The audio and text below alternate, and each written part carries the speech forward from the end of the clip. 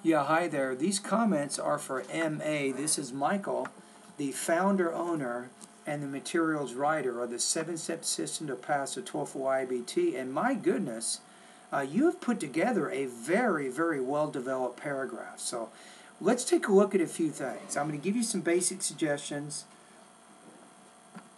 and we'll go from there. Now, my first suggestion would be, is in the introduction, you say those who decide to live in one of these residential facilities have to live with a roommate.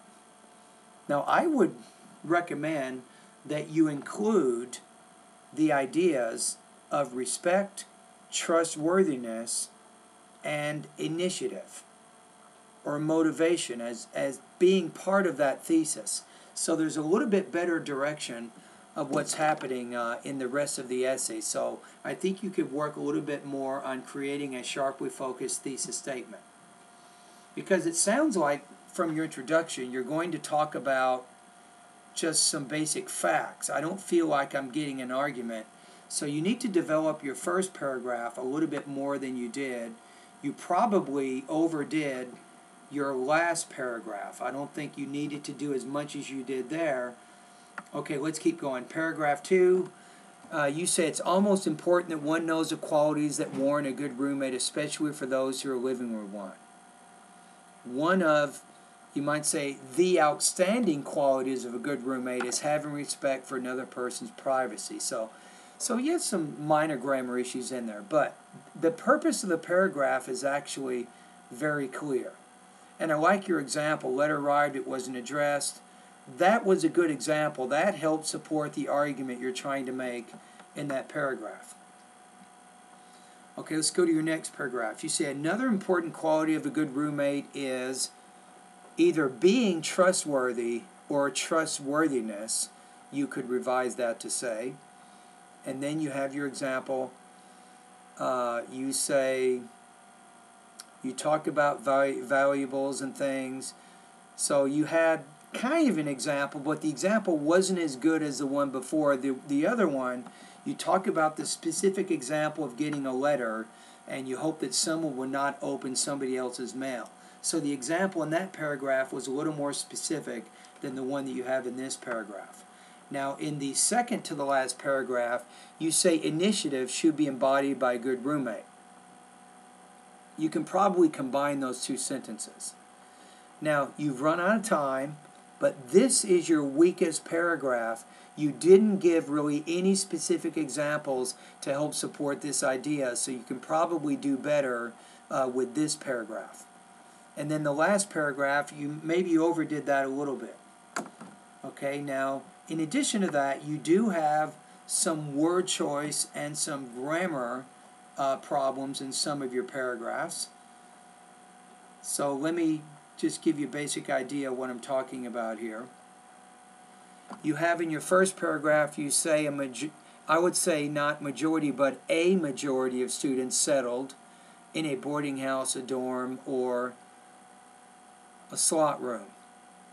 I don't know why you use past tense there. You might say will settle or will live in a boarding house, a dorm, or a slot room.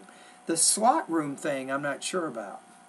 Let me ask one of my employees here what he thinks about Marcus. I've heard of a boarding house. I've heard of the word a dorm, but what is a slot room? What are we talking about here? Maybe I'm missing something. S-L-O-T, slot room. Never heard that. Okay, it's okay. We got trouble. So my employee has not heard of that either. I'm not sure what it means. So that's kind of a vocabulary issue that's preventing us from understanding your ideas. So be careful about that.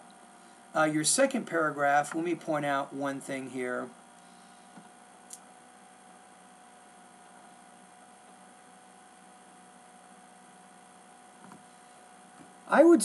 This is actually a fairly well-written paragraph. I might make one minor change. Say one of the outstanding qualities, change it to plural. Say the outstanding qualities of a good roommate is.